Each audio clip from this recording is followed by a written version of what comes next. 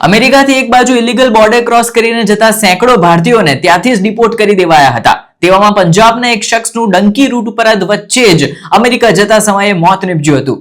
આ શખ્સ અમૃતસર જિલ્લાના અજનાલા તહસીલના રામદાસ વિસ્તારનો રહેવાસી હતો. હવે અમેરિકાના ભયંકર ડંકી રૂટ ઉપર તેને હાર્ટ એટેક આવી ગયો હતો. આ મૃતક વ્યક્તિની ઓળખ અત્યારે થઈ ચૂકી છે. એની ઉંમર 33 વર્ષની હતી અને તેનું નામ ગુરપ્રીત સિંહ હતું. મીડિયા રિપોર્ટ્સ પ્રમાણે અમેરિકા જતા સમયે ગ્વાટેમાલા પાસેથી તેનો જીવ જતો રહ્યો હતો.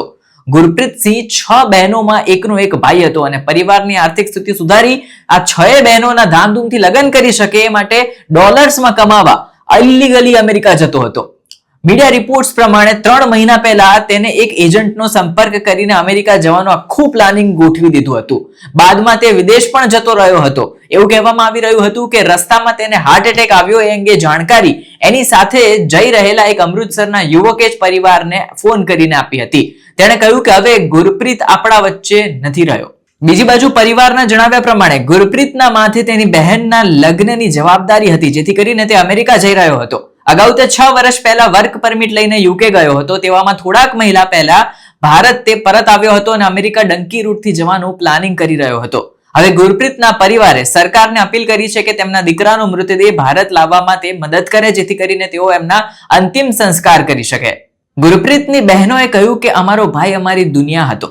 આ ઘટનાની જાણકારી મળ્યા બાદ પંજાબના મંત્રી કુલદીપ ધાલીવાલે પરિવારની મુલાકાત લીધી હતી. મંત્રીએ કહ્યું કે પરિવારને હરસંભવ મદદ કરવાનો અમે પ્રયાસ કરીશું અને ગુરપ્રીતે એજન્ટો પાસેથી અમેરિકા જવા માટે 36 લાખ રૂપિયામાં ડીલ ડન કરી હતી. તે પંજાબના યુવકોથી અમે લોકો જે મંત્રી હતા તેમણે પંજાબના યુવકોને વિનંતી કરી કે તમે ક્યારેય ગેરકાયદેસર રૂટથી વિદેશ ન જાઓ. આટલા બધા રૂપિયા જો તમારી પાસે હોય તો તમે અહીંયા પણ સારો બિઝનેસ કરી શકો છો. એટલે આંખો ખોલો અને વિદેશનો જે ક્રેઝ છે તેના પર તમે લીગલી જાઓ, ઇલીગલી ક્યારેય ન જાઓ. લીગલ વેમાં જે વસ્તુ થતી હોય એ વસ્તુ લીગલી કરવી જોઈએ.